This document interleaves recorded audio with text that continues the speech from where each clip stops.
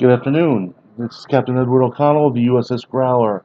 I'm doing a video today showing off the next generation Deep Space Nine Phaser Rifle I bought off eBay. I've been after this little prop for a little while now. When it was available, didn't have the cash. When I had the cash, honestly, Arsenal Models is a little wonky on communication. I blame it for them still using an AOL account and not checking it like they should. But for whatever the reason, I was finally able to get it. It comes in a nice white little box like this. It did have packing peanuts in it, keep the parts from rubbing around in mail. But I hate packing peanuts, so at this point the packing peanuts is gone, or are gone. Correct English. The main prop comes in three pieces. The first piece being the back area. One solid piece. In the example I have, one of the pop-up sight rings is broken off. I'll have to fix that when I finally get to it. Overall, it's not a bad casting.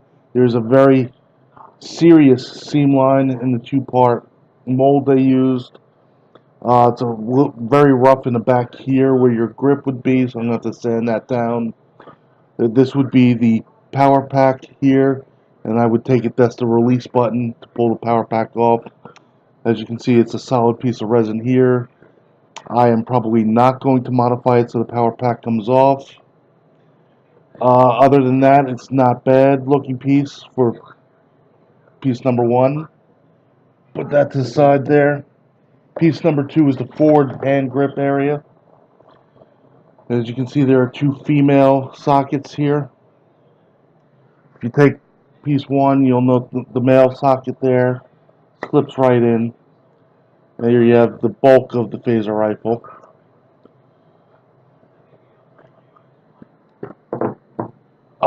The example, whatever example they use to mold the master, it's a little rough. Probably been used way too often. Some cleanup needs to be done inside the socket. As you can see, there's a little dimple of resin in there, probably from the mold getting a little old and ripping pieces off when it comes out.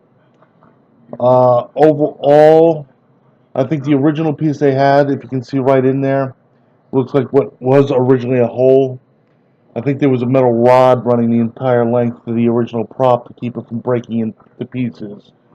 I probably will not replicate that, but it's nice to know that whatever the original prop was, it was well built. The back of this piece is a little better than the rear section. Can still use some cleanup. What you have here is the rail for where the top light piece would sit. This kit does not come with the light, but I'm going to see if I can find one and then work it up so I can have it detachable, so I can use it with or without the light. Part number three is the emitter part. Emitter part is beefy. Again, you have the very serious seam line from the two halves of the mold. You have some resin, if you can see inside the nozzle itself, and also as you can see from inside the nozzle, there's a little deformation. I don't know how much cleanup I'm actually going to do with that. I might try and square it a little here and maybe up along this side. But overall, I think it'll look good as a costuming piece or a display piece when just the seam lines are cleaned up. The last pieces are, there's a three-piece pop-up sight. You have a colored piece of plastic and two halves to the sight itself. Comes with two screws. You go through if both pieces you screw right into there.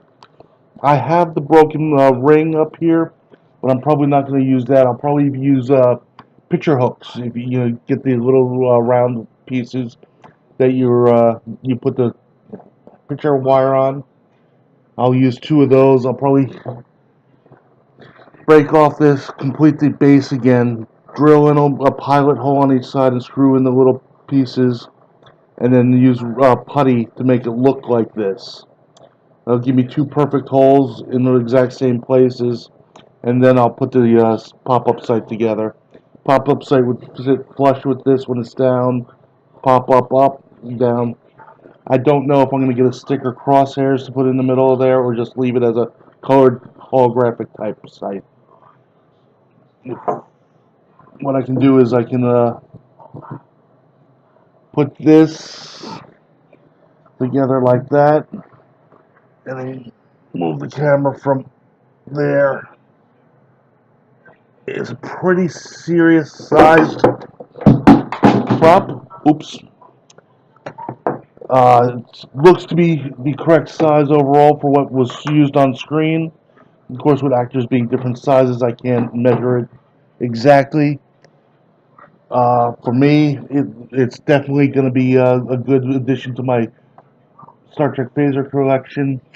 Along with the phaser, I picked up a Ferengi hand phaser. This is the one that they introduced in the next generation after they got rid of those terrible energy whips. It looks like an overzealous cricket.